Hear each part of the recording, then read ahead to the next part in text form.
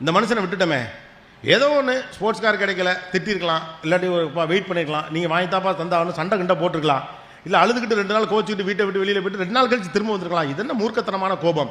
ஒரு தந்தையை இழந்து விட்டோமே, இந்த மனுஷன் நம்மளை எவ்வளோ தேடி இருப்பார்னு ரொம்ப வருத்தத்தோடு தந்தையின் பக்கத்தில் நின்று மனம் வெதும்ப அப்படி பார்த்துக்கிட்டு இருக்க பக்கத்தில் அவர் கொடுத்த அந்த புத்தகம், அவன் கோபமாக வச்சுட்டு போன புத்தகம் அங்கே இருக்குது. அந்த புத்தகத்தை எடுத்து அப்படியே புரட்டிக்கிட்டே தந்தை நினைவுகளோடு பார்த்துக்கிட்டே இருக்கான். அப்படியே புரட்டுறான். அப்படியே புத்தகத்தை வரப்போ கடைசி பக்கத்தில் பார்த்தா அவர் அந்த ஸ்போர்ட்ஸ் கார் வாங்கினதுடைய பில்லு அதில் இருக்கு. அந்த ஆள் நேராக அதை கொடுத்து போடா போய் கார் எடுத்துகிட்டு வரான்னு சொல்லாமல் அது ஒரு புத்தகத்துக்குள்ள வச்சு கொடுத்துருக்காரு.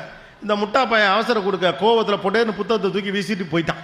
ஆனால் கடைசி பக்கத்திலே உனக்கு வேண்டியது இருக்கிறது என்று அவர் சொல்லுவதற்கு முன்னாக ஓடி போகிறவன் தன்னைத்தானே அதிகமாக கேள்வி கேட்டுக்கொண்டு முடிவுகளுக்கு வருகிறான். இதெல்லாம் எதனால் நடக்குது? முன்னெடுக்கப்பட்ட முடிவுகள். தந்தை ஏமாற்றி விட்டார். கொஞ்சம் பொறுமையாக இருந்தால் நமக்கு தேவையானது ஆட்டோமேட்டிக்காக கிடச்சிடும். 2வது முக்கியமான விஷயம், கடவுள் நீங்கள் கேட்பதை உங்களுக்கு பிடித்த வடிவத்திலே கொடுப்பார் என்ற அவசியம் இல்லை. அது வேறொரு வடிவத்தில் உங்களுக்கு கொடுக்கப்படும். அதான் நான் சொன்னேன், நீங்கள் தேடுகிற மாதிரியே அது உங்களுக்கு இருக்கணுங்கிற அவசியம் இல்லை.